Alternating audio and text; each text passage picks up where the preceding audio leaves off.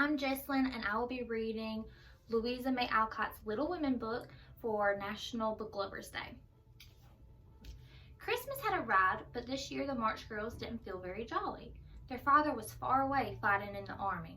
Meg was the eldest. She was elegant and well-mannered. Jo came next. She couldn't stop having adventures. Beth was the third. Her shy heart sang with music. The youngest was Amy. She still had lots of growing up to do. Marmee came home with a letter. It was from Father. He told his girls to be good and to think of others. Give them all my dear love and a kiss. On Christmas morning, the sisters remembered the letter. Instead of eating a hot breakfast, they decided to give their food away. The Hummels were very poor. Mrs. Hummel cried with joy to see such kindness. At the end of the holidays, an invitation arrived. Meg and Jo were to be guests at a New Year's Eve dance. Meg danced beautifully all evening, but Jo decided to hide behind a curtain and bumped into a boy named Laurie. Dear me, I didn't know anyone was here. Stay if you like. Laurie lived with his grandfather in the house next door to the March sisters. He and Jo soon became good friends. It was time to go back to work. Since their father had lost his fortune helping out a friend, all the girls kept busy. Meg was a governess for a wealthy family. Jo looked after cranky old Aunt March. Beth kept the house neat and comfortable, and Amy went to school. One day, Jo went to call on Laurie. The friends chattered for hours. At the end of the afternoon, Laurie picked some hothouse flowers for Jo to take home. Please give these to your mother. Old Mr. Lawrence smiled. He knew that his grandson was lonely. It did the boy good to have young people in the house again.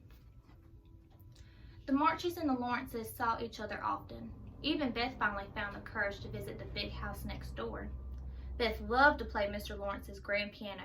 Her gentle music touched the old man's heart, reminding him of a granddaughter that he had once loved and lost. One night, Laurie took the eldest March girls to see a play, but Jo refused to let Amy come along with them. Amy was furious. The next day, the story that Jo had been writing was nowhere to be seen. Amy had burned every page in the fire. You wicked, wicked girl! I can never write it again! Jo went out skating with Laurie. She pretended not to see Amy following a little way behind. The friends stayed near the shore. Jo saw Amy gliding toward the thin ice in the middle of the river, but she did not call out to her until Amy fell in. Jo and Laurie rushed across the ice. Amy was pulled out shivering and crying. Jo sobbed. She would never let her temper put her sister in danger again. Meg went to stay with a fashionable girl named Annie Moffat. One night, Meg allowed her friends to dress her up and show her off at a party. Laurie was surprised to see Meg swanning around in such fancy clothes. She felt very silly. Don't you like me so? I don't like fuss and feathers. Meg learned to be proud of who she was. When Laurie had visitors over from England, all the March sisters joined the group for a day on the river. Laurie's tutor, Mr. Brooke, came boating too. The others couldn't help noticing how he kept looking at Meg. One bleak November day, a telegram arrived. The message was for Mrs. March. It said, "Your husband is very ill in the hospital. Come at once." Jo disappeared for a few hours. When she came back, her long hair was gone. Your hair! Your beautiful hair! Brave Jo had sold her hair. She gave the money to Marmee to put toward looking after her.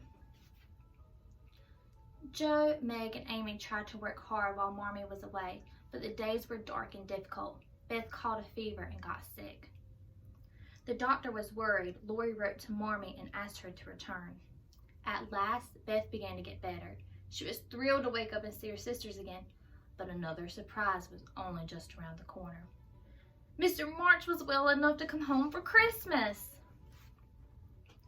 Mr. Brooke was glad to see the March family back together again. He told Meg that he loved her, but Aunt March was displeased. You ought to marry well and help your family.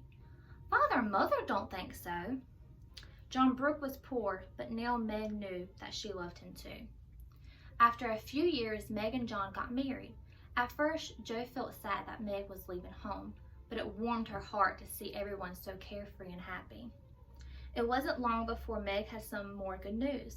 Baby twins arrived, a boy named Demi and a girl named Daisy. The other March girls were growing up too. Amy traveled overseas and Joe found a place teaching in the city.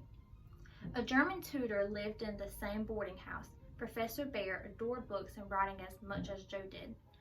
The pair became very dear to each other. When Lori graduated from college, Joe came home. They went for a walk together and he asked Joe to be his wife. But Lori did not get the answer he hoped for. Joe did not love him. "I shall always be fond of you as a friend, but I'll never marry you." Lori was terribly upset. Mr. Lawrence decided to take the boy abroad for a while, so his heart could mend. Joe felt lonelier than ever. She had hurt Lori and she missed Professor Bear. Even worse, poor Beth was sick again. Joe used the money she earned from writing to take her sister to the seaside. Joe hoped that the fresh salty air would make Beth strong again, but inside she knew that it was not meant to be. As soon as Lori heard that Beth had gone, he rushed across Europe to comfort Amy. By the time they both got back from their travels, they had fallen in love. "You've gone and got married?" Joe was delighted. Amy and Lori were just right for each other. Joe was on her own again until a bearded gentleman knocked on the porch door.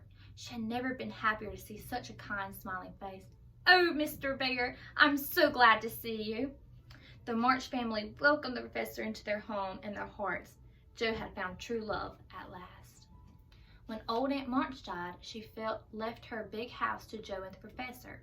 Together, they turned Plumfield into a school for boys. All children were welcomed at Joe's school, rich or poor. The halls echoed with laughter. Every holiday, the family came to visit. Marmee hugged her girls tight. "However long you may live, I never can wish you a greater happiness than this." Amy, Meg, and Joe smiled in the sunshine. The end. I hope y'all enjoyed, and I hope y'all have a beautiful rest of y'all's day.